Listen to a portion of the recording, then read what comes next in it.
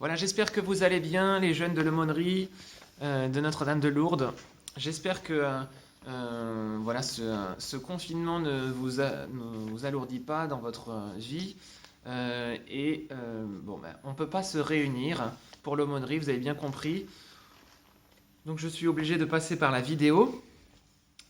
Donc soyez attentifs aux vidéos qui vont être diffusées. On vous donnera les liens. Et puis, bien sûr, ben, restons fermes hein, dans la foi.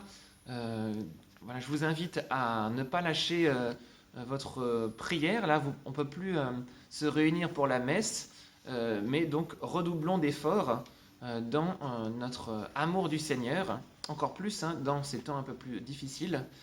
Il y a le livre de Baruch dans la Bible qui dit ben, courage, mes enfants, criez vers Dieu, il se souviendra de vous. Revenez à lui, recherchez-le 10 fois plus. Voilà, on doit bien prier et se soutenir, nous porter les uns les autres, hein, ceux qui sont en difficulté, bien sûr, hein, les personnes atteintes, peut-être dans nos familles, là, pour les prochains jours, prochains mois, les difficultés économiques. Donc il y a une actualité qui est assez dense en ce moment. Ce coronavirus, le confinement, la difficulté économique. Il y a bien sûr, vous êtes au courant, les attentats à la suite de Charlie Hebdo. Il y a une autre actualité qui est très peu connue, c'est les lois de bioéthique en ce moment qui sont aussi votées et qui vont vraiment à l'encontre de principes essentiels pour la foi chrétienne, le droit, enfin la défense de la vie en particulier. Je ne vais pas aborder tout ça aujourd'hui dans cette vidéo, c'est trop long en détail. Je vais me baser sur ce que cette actualité lourde peut provoquer en nous, c'est-à-dire le sentiment de colère, la réaction de colère. Comment je peux réagir sereinement face à tout cela? Est-ce que la colère est un péché? Est-ce que la colère est mauvaise en soi? Ou si c'est autorisé, si c'est possible d'être en colère quand on est chrétien, comment user de la colère? Parce qu'il y a une limite à la colère. Alors. Je vais me baser sur donc les attentats. En ce moment, donc, vous avez bien compris que c'est très tendu entre la société française et puis des pays musulmans, par exemple la Turquie. Euh, il y a à l'origine, en fait, donc ces caricatures diffusées, publiées par l'hebdomadaire Charlie Hebdo. Donc ça remonte il y a longtemps, hein, c'est pas seulement il y a un mois. Hein. C'était au début des années 2000 où Charlie Hebdo a commencé, alors que on savait qu'il y avait un climat tendu vis-à-vis des pays musulmans. Euh, Charlie Hebdo a publié des caricatures contre Mahomet, enfin dénonçant, enfin se moquant de Mahomet, qui est ben, voilà, considéré comme celui qui ouvre à la foi, à la véritable foi pour les musulmans, qui permet pour les musulmans de connaître le véritable Dieu qui s'est révélé. Il y a eu beaucoup de remous hein, déjà. Hein, et le pire, ça a été en 2015. Il y a eu vraiment le meurtre de, au siège de Charlie Hebdo de beaucoup de personnes qui travaillaient pour ce journal. Donc 7 morts à ce moment-là. Mais il y a eu dans le monde entier aussi une réaction d'attentat. Et notamment, il y a eu 25 morts au Mali. Vraiment en rapport direct avec cette hebdomadaire. Euh, on visait donc des personnes françaises au Mali euh, parce qu'elles étaient françaises et qu'il fallait toucher la société française qui défendait ce journal. En ce moment, depuis septembre 2020, il y a le procès de cet attentat hein, à Charlie Hebdo. Il y a à nouveau hein, ce journal qui republie des caricatures avec le titre Tout ça pour ça, là, je ne sais pas si vous avez vu. Mais donc il y a enfin, Charlie Hebdo aussi favorise, continue d'entraîner dans cette spirale de violence. Hein. Vraiment, il y a à la fois le terrorisme, clairement, hein, des meurtres, mais de l'autre côté aussi, on sent qu'on veut défendre une liberté d'expression absolue. Donc qui a raison je ne veux pas défendre le pour ou le contre. Il y a bien sûr une liberté d'expression à protéger, mais on ne va pas aller non plus jusqu'à susciter une violence extrême.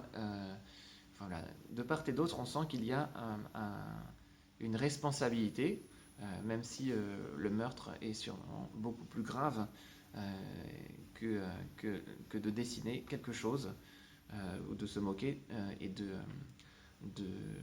d'insulter. Pour s'y retrouver un peu, eh bien, on doit se repérer avec voilà, la parole de Dieu. Donc comment je peux réagir? Est-ce que je peux réagir par la colère? C'est ça mon sujet. Jésus dit dans l'évangile selon saint Matthieu au chapitre 5, « Vous avez appris qu'il a été dit aux anciens, tu ne commettras pas de meurtre. Si quelqu'un commet un meurtre, il devra passer en jugement. Eh bien moi je vous dis, donc c'est Jésus qui dit, tout homme qui se met en colère contre son frère devra passer en jugement. Si quelqu'un insulte son frère, il devra passer devant le tribunal. Si quelqu'un le traite de crétin, il sera passible de la géhenne de feu, c'est-à-dire l'enfer. » Donc Jésus va très fort. Apparemment, il rejette la colère. Toute colère, quand elle va à l'encontre de la charité fraternelle, est à dénoncer. Et à dénoncer fortement. Alors on peut se dire, la colère est interdite. C'est pas possible d'être en colère alors, apparemment. Attention, Jésus ne dit pas cela. Attention à ne pas interpréter de manière restrictive les paroles de Jésus. On voit Jésus dans l'évangile qui se met en colère plusieurs fois, et le plus grand des événements où il se met en colère, c'est quand il chasse les marchands du temple. Vous vous souvenez de cet épisode? C'est au début de la vie publique de Jésus. Eh bien, on a autorisé, les grands prêtres ont autorisé le fait de faire du commerce non plus à l'extérieur du temple, ce qui était autorisé, mais à l'intérieur du temple. En fait, pour qu'on puisse vivre sa foi juive, on doit offrir des sacrifices d'animaux. Donc c'était à l'époque, et on doit l'offrir donc au temple. Donc il fallait, quand on arrivait à Jérusalem en pèlerinage, avoir les animaux à disposition. Donc on pouvait les acheter, mais c'était à l'extérieur du temple. Et pour faire encore plus de profit, eh bien, les grands prêtres, qui étaient pas du tout vraiment des êtres qui étaient proches de Dieu, Jésus les dénonce assez souvent, eh bien, ils ont autorisé le commerce de ces bêtes dans le temple, le lieu de la prière par excellence, le lieu de la présence de Dieu. C'est le cœur de la foi juive, le temple à Jérusalem. Et Jésus voit cela et il veut dénoncer cette grave méprise de l'amour de Dieu, et il va donc se faire une corde et puis chasser, comme s'il fouettait les marchands. Il a fait tomber les tables des marchands. Il s'est mis vraiment en colère. Vous avez fait de la maison de Dieu une maison de brigands. C'est ce que dit Jésus. Donc la colère peut être utilisée, elle n'est pas mauvaise en soi. C'est une force en fait finalement. C'est un dynamisme qui me permet de dénoncer le péché, qui me permet avec fermeté de dénoncer l'erreur qu'on peut commettre quand on est un homme. Voilà, on fait des péchés et il faut, pour l'amour de Dieu, l'amour du prochain, par amour de Dieu et l'amour du prochain, je dois dénoncer, je dois corriger mon frère. Donc il y a une proportion à utiliser la colère. La colère ne peut pas être utilisée contre mon prochain, c'est-à-dire contre sa personne. Donc quand je l'insulte, j'insulte sa personne. Mais je dois réagir en utilisant la colère, en dénonçant le péché. Quand la personne va dans un mauvais chemin, je dois l'en empêcher. Je lui dire, mais non, tu te trompes là. Donc, et on doit utiliser la colère quelquefois pour réveiller notre frère qui ne veut pas entendre parler de ça, qui ne veut pas, qui ne veut pas changer de voie. Et voilà, par protection, on doit utiliser quelquefois la colère et dire stop au mal, pour protéger Dieu aussi. Alors, voilà, quelquefois, on peut avoir de la part de nos ennemis une attaque très forte.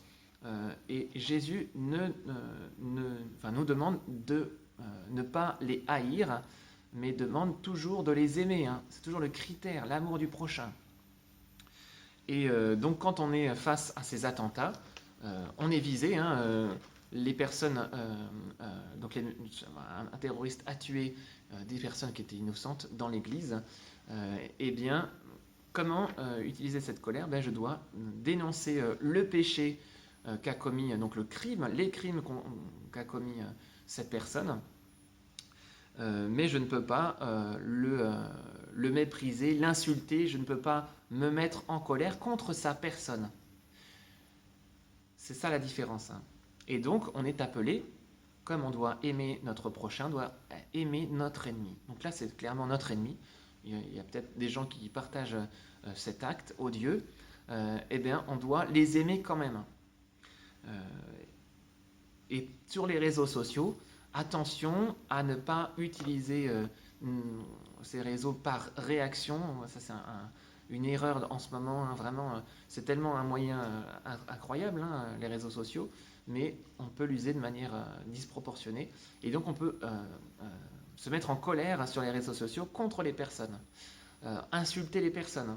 C'est anonyme quelquefois, donc on se dit, bon, je peux me débrouiller, je peux me défouler dessus.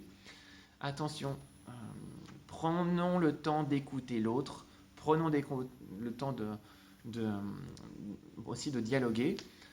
On peut dénoncer, hein, tel ou tel acte, bien sûr. On peut faire un procès, hein, voilà, attention, hein, vous êtes allé trop loin.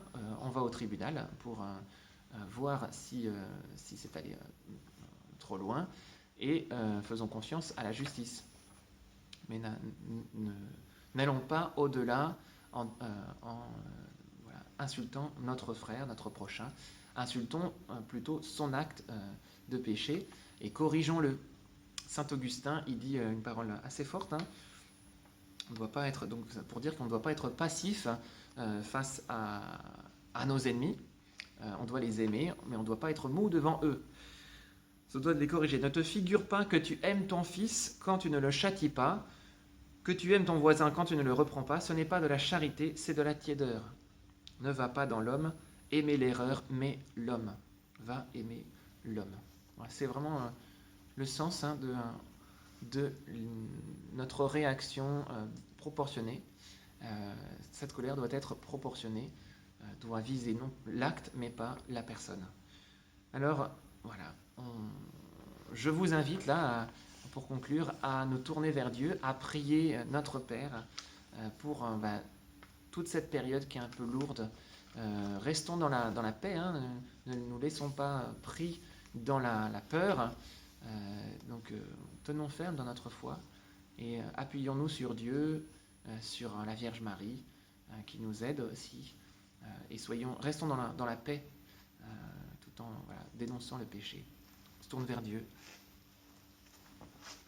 Au nom du Père, du Fils, du Saint-Esprit. Amen. Notre Père, qui es aux cieux, que ton nom soit sanctifié, que ton règne vienne, que ta volonté soit faite sur la terre comme au ciel. Donne-nous aujourd'hui notre pain de ce jour. Pardonne-nous nos offenses, comme nous pardonnons aussi à ceux qui nous ont offensés, et ne nous laisse pas entrer en tentation, mais délivre-nous du mal. Amen. Et Vierge Marie, on te confie aussi toute cette actualité, et puis la paix dans nos cœurs, dans nos familles. Je vous salue Marie, pleine de grâce, le Seigneur est avec vous. Vous êtes bénie entre toutes les femmes, et Jésus, le fruit de vos entrailles, est béni. Sainte Marie, Mère de Dieu, priez pour nous pauvres pécheurs, maintenant et à l'heure de notre mort. Amen. Au nom du Père, du Fils, du Saint-Esprit. Amen. Je continue de prier pour vous. À bientôt. Et regardez donc ces vidéos, continuez. Regardez aussi la messe. Hein, donc voilà, à très bientôt. J'espère qu'on se reverra bientôt. Au revoir.